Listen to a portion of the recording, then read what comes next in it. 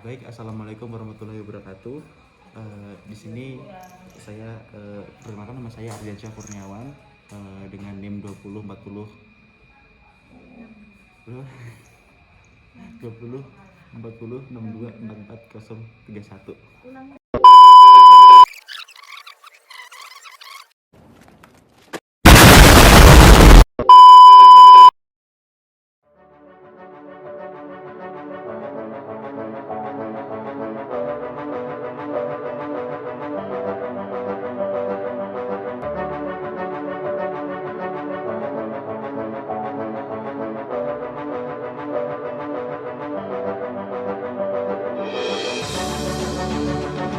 Wawancara sejarah lisan.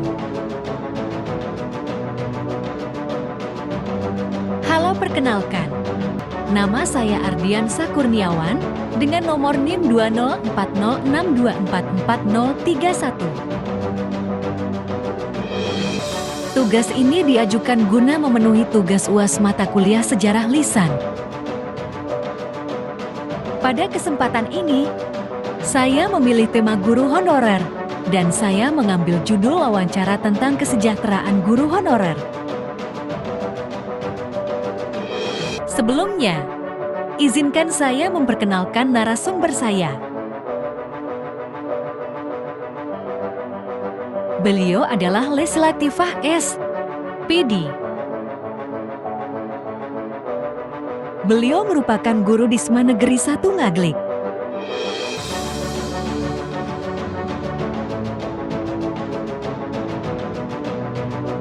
Selamat menyaksikan.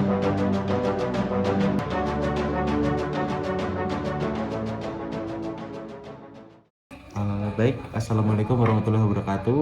Perkenalkan, nama saya Ardiansyah Kurniawan dengan NIM 204062444031. Di sini saya sedang melaksanakan salah satu tugas mata kuliah sejarah lisan, yaitu untuk mengulik tugas wawancara. Di sini saya mendapatkan tema tentang guru honorer dan tema saya yaitu kesejahteraan guru honorer. Ada narasumber saya, silakan Ibu.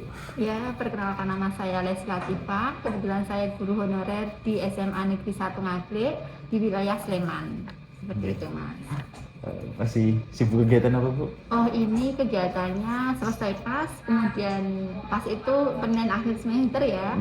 Kemudian ini baru ada kegiatan untuk remedial dan pengolahan nilai untuk pembagian rapot.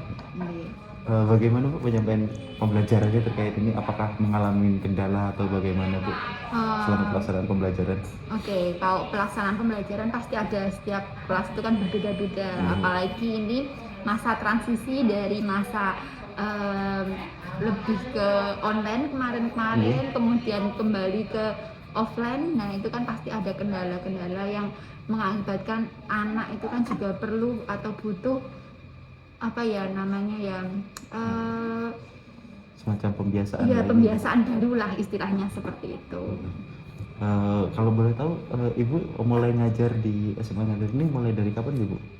Saya mulainya itu tahun 2019, Mas. 2019? Iya, awal 2019. Sebelumnya pernah ngajar di sekolah lain atau mengawali karir di sini Ibu? Oh iya, saya sebetulnya itu mengajarnya itu sudah lumayan lama, yaitu sejak tahun 2015, yaitu di SMP 3 Turi, kemudian 2019 pindah ke SMA 1 Ngaglik ini. Kalau boleh tahu Bu, latar pendidikan Ibu dulu kuliahnya di mana, terus itu bagaimana Bu? Oh iya, untuk latar pendidikan kebetulan saya S1 di Universitas PGRI Yogyakarta, mengambil pendidikan sejarah. Jadi masih nyambung, yaitu saya masih mengajar sejarah juga. Kalau boleh tahu Bu, mengajar sejarah itu minat Ibu dari dahulu Ibu apa gimana? Menjadi guru sejarah gitu? Kalau guru sejarah sebetulnya ini secara tidak sengaja, karena memang minat saya itu di awal adalah guru SD atau PGSD, kemudian mungkin juga sudah jodoh ya namanya, pekerjaannya juga jodoh juga. Nah, ini kebetulan ambil sejarah ini dan akhirnya menjadi guru sejarah. Menurut Ibu, pekerjaan Ibu saat ini menarik gak sih Bu untuk dikerjakan? Sangat menarik karena kita menyampaikan sejarah, apalagi sejarah Indonesia ya, kita memperkenalkan sejarah Indonesia kepada peserta didik itu kan memiliki tantangan supaya kita juga bisa meluruskan untuk sejarah itu sendiri, apalagi sejarah Indonesia ya, itu juga perlu kita sampaikan ke anak. Jangan sampai anak itu tidak mengetahui sejarah, apalagi anak-anak yang zaman sekarang itu kan minatnya atau tertarik sama sejarahnya kan kurang. Jadi itu kita harus lebih membuat anak-anak itu tertarik sama sejarah. Jadi menurut saya menarik untuk menyampaikan sejarah ke anak-anak. Kalau boleh tahu Ibu, apakah lembaga sekolah ini Bu, lembaga pendidikan ini sudah memberikan jaminan keamanan misalnya kesehatan dan lain-lain itu Bu, untuk jaminan keamanan dalam bekerja seperti itu Bu? Mungkin seperti tanggungan kesehatan dan lain-lain seperti itu Bu. Oke, kalau tanggungan kesehatan belum ada. Jadi kami sebagai DTT ya, karena tadi mengulik topiknya adalah DTT honorer di sekolah negeri, itu kami belum mendapatkan untuk di sekolah ini. Jadi full untuk gaji saja. Full untuk gaji saja ya Bu. Iya. Terus untuk topik selanjutnya Bu, apakah gaji yang Ibu peroleh itu sudah sesuai yang diharapkan dengan posisi pekerjaan dan waktu yang dikerjakan oleh Ibu? Menurut saya sudah sesuai karena tugas guru kan juga sebenarnya kan amanah ya seorang guru. Jadi kalau menurut saya ya sesuai saja. Sudah sesuai Bu? Iya. Kalau boleh tahu Bu, untuk pendistribusian gaji itu apakah sudah diterima tepat waktu ya Bu? Alhamdulillah sudah diterima tepat waktu, apalagi di sini kan saya digaji oleh Dana Bos itu setiap bulan sekali dan itu diberikannya di awal. Di awal bulan ya Bu? Iya, di awal bulan. Minggu pertama ini seperti itu. Iya, minggu pertama. Kalau boleh tahu Bu, apakah Ibu memperoleh bonus intensif Bu? Kebetulannya belum. Jadi kalau di DIY itu untuk DTT honor negeri itu belum mendapatkan insentif. Kalau dulu saya di SMP itu sudah pernah mendapatkan, itu dari Dinas Liman. Mungkin bonus intensif ini berupa kayak misalnya nanti jam kerjanya yang nambah atau mungkin mengisi kegiatan seperti itu Bu, atau mungkin buat soal dan lain-lain itu kan biasanya ada semacam reward dari sekolah itu berupa bonus intensif atau apa gitu, mungkin seperti itu Bu. Oh itu ada, jadi mungkin kalau pembuatan soal itu pasti ada insentif atau bonusnya dari sekolah.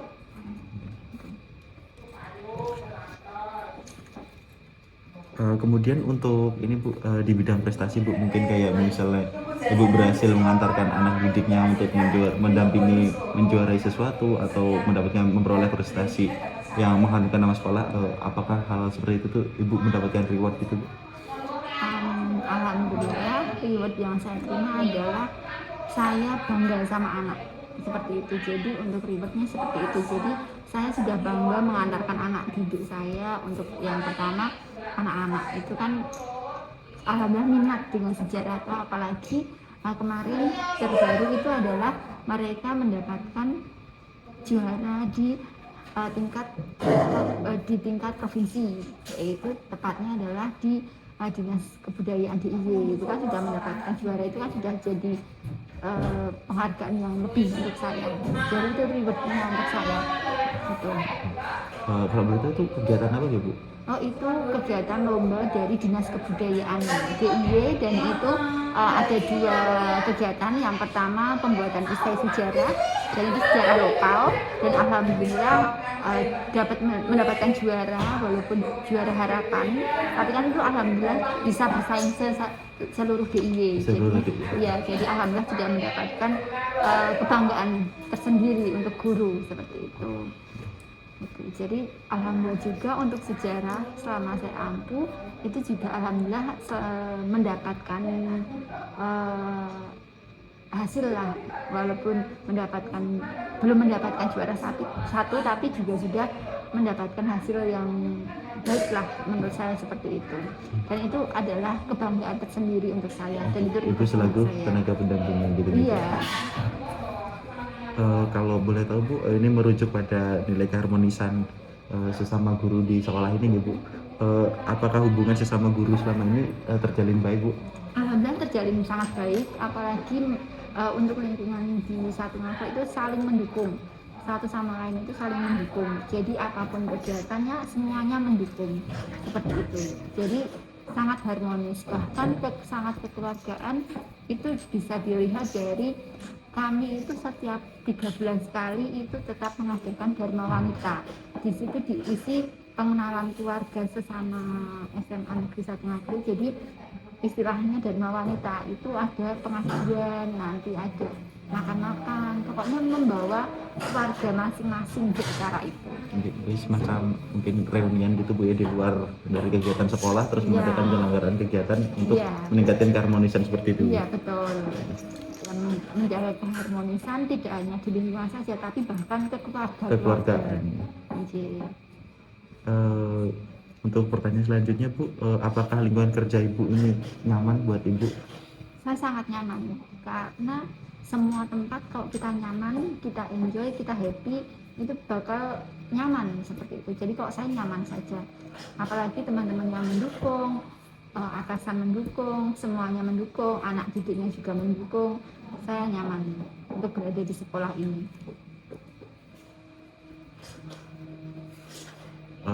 Ini Bu, ini menyangkut ke anak murid ya Bu. Untuk pertanyaan selanjutnya yaitu apakah Ibu mengalami kendala Bu dalam proses pembelajaran selaku guru honorer? Mungkin seperti anak murid ini melihat antara guru yang sudah memang diangkat PNS seperti itu dan guru yang dipandang honorer itu dipandang sebelah mata, terus ada kayak mungkin ketimpangan seperti itu Bu. Alhamdulillah selama saya jadi guru itu tidak ada. Jadi mereka itu menganggap semua guru itu sama.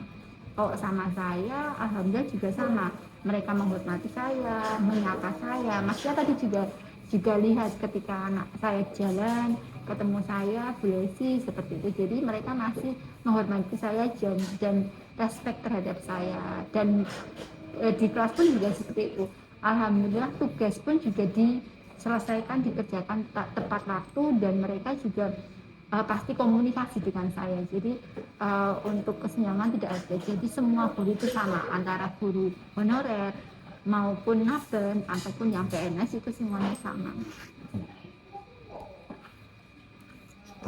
Mungkin ini sedikit topik juga dari topik saya ini. Cara mungkin ini lebih ke rahasia Ibu dulu, cara buat membangun mungkin semacam hubungan yang sangat romantis antara Ibu sebagai tenaga pendidik dengan anak muridnya, itu kayak mungkin Ibu bisa menjabarkan kayak kuncinya itu apa gitu, dan kayak langkah-langkah apa yang bisa dilakukan. Mungkin saya kan selaku mungkin bisa jadi nanti juga sebagai tenaga pendidik Bu, kayak mungkin Ibu bisa sharing juga kayak caranya gimana sih anak murid kita bisa menghormati kita, terus lebih enjoy gitu Bu mengikuti pembelajaran kita gitu. Oh iya, kok saya mengalir saja sih Mas. Yang penting kita dekat sama anak dan mungkin seperti teman, tapi harus ada batasannya Mas. Jadi tidak temen banget terus mereka manggilnya hey bro gitu, nggak boleh, tapi harus ada batasannya. Nah kok saya lebih menekankan pada yang pertama kejujuran, dan itu jujur itu penting. Saya selalu menekankan ke mereka, kamu jujur apapun yang kamu lakukan, yang penting jujur. Kalau bohong itu sudah sulit untuk dibenahi.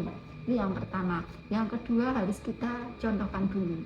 Contohnya saya membuat tugas yang kan saya tugasnya itu tidak melulu untuk tulis tangan, pasti tugasnya itu yang lebih mengasah keterampilan mereka. Nah itu saya harus memberi contoh dulu terhadap mereka. Contohnya TTS. Nah itu saya harus bisa dulu membuat TTS-nya. Nah kalau saya sudah bisa membuat TTS, saya baru ke anaknya, silahkan membuat TTS, ini contohnya. Nah mereka akan lanjutkan. Begitupun yang bersifat IT, saya juga mengenalkan ke siswa itu yang bersifat IT. Jadi itu juga bisa digunakan ke depannya, mau kerja, mau kuliah itu bisa digunakan. Contohnya mungkin waktu pandemi kemarin, awal-awal pandemi saya itu bingung mau diberikan apa tugasnya. Nah itu saya berikan infografis yang menarik. Ternyata itu malah bisa membuat mereka itu jadi lebih bisa IT, dan mungkin mereka awalnya Bu saya tuh nggak bisa ini tuh sulit Bu ya, tapi kan setelahnya apalagi kemarin mereka menghubungi saya, terima kasih Bu Lesi kemarin diberikan tugas yang menurut saya itu sulit, tapi ternyata di dunia perkuliahan itu sangat bermanfaat gitu sih Mas. Pokoknya kita hubungan kita dengan anak itu harus kita jalin. Terus mereka ya mungkin kita harus ada batasan ya, kita galak nggak apa-apa, tapi kita juga deket sama anak, usahakan anak itu bisa cerita kita gitu. Kok saya seperti itu. Mungkin cukup sekian Ibu untuk topik wawancara ini.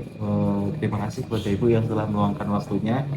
Di sini saya menyimpulkan bahwa memang kesejahteraan guru honorer di SMA Negeri 1 Ngaglik ini memang bisa dibilang mencapai nilai yang tinggi dan sudah cukup terjamin untuk prospeknya untuk memenuhi kebutuhan dan lain-lain. Mungkin seperti itu Bu. Saya terima kasih banyak ya Bu. Salam. Assalamualaikum warahmatullahi wabarakatuh.